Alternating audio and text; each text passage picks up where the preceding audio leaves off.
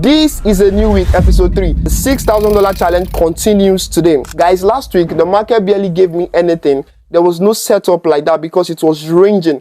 But this week, there's a clear shift and has prompted me to buy GBP USD today, which is Monday. So guys, I'm going to be documenting everything. The reason why I placed the trade, whether this trade hits loss or profits, and even how I managed this trade. So guys, the journey to get funded starts here.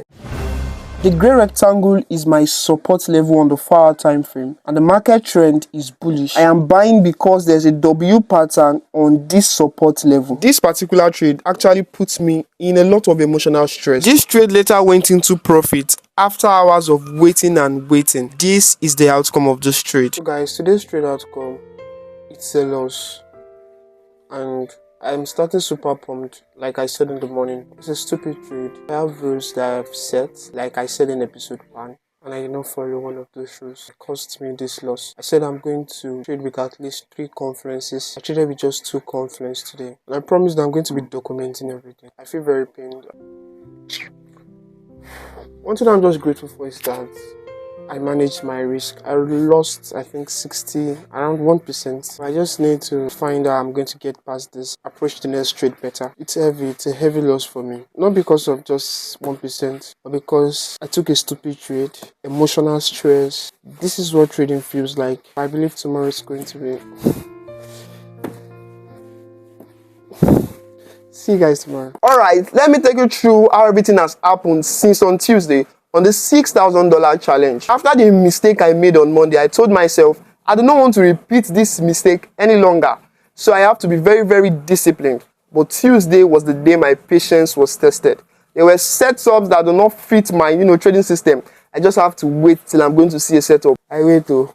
So I waited and waited. No setup, just discipline. No rush at all. Around 4:47 p.m. London time, the market finally aligned. So I took this buy and I knew already that this is going to be a swing trade. It was in drawdown for hours. Even by 1 a.m., I was still awake and still watching the chart. Wednesday morning, the trade was already up in little profits. And as the market opened for this particular day, it gave me another opportunity for the second buy. The outcome of the second trade was a loss. And honestly, I did not feel any emotional pain or anything at all. The reason behind that is because I trust my hedge and I followed it, so I counted the loss as a data. The swing trade kept running. It even pushed over 25 pips in profit, so I moved the trade to break even. Later that day, the market gave me a clean buy. I took it. At this point where this trade moved 1-to-1 risk to reward, I break even again. Now, FOMC was coming at 8 p.m. You know how high impact news can be, but the news was actually neutral. It barely moved the market, but I still held these trades. I actually made one mistake though. Normally, high impact news do spike.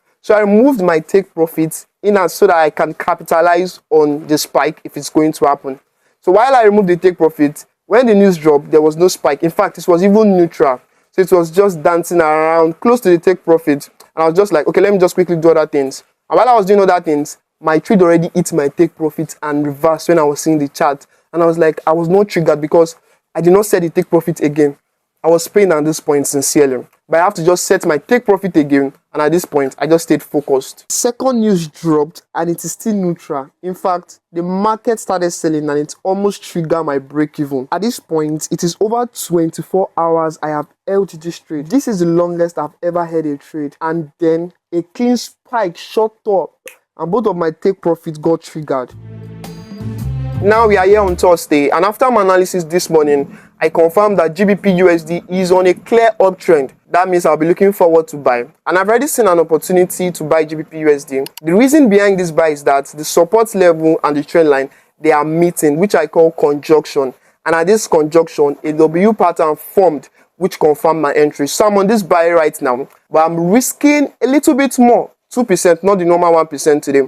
One thing I know is the variables which I listed before, which is the W pattern, trend line, and the support level. And I know my edge. So if my edge tells me to take the trade, I'm going to take it. And that's one thing I learned from trading in the zone, that you don't need to know what's going to happen next. Because the more you feel like you want to be knowing what's going to happen next, the more you continue to fail. So I don't know the outcome of this trade. And this is how episode 3 is going to be unfolding. Let's see how this trade is going to turn out. Indeed, Thursday trade was a different ball game entirely. Immediately after my entry, the market starts to sell. It was selling and selling, going against me. In fact, very close to my stop loss. And I was like, with this trade, it's my stop loss, but I held. Since my hedge tells me that most of the time the market will be going in my favor. So I held this trade. No emotional exit. I did not even panic. At a point, the market now pulled back into my entry level with a little profit. It was very slow, but it was steady. Before you know, 1-to-1 risk to reward, and I break even. The same pattern every time. I held this trade patiently, and finally, the aggressive buys came, and my take profit got smashed.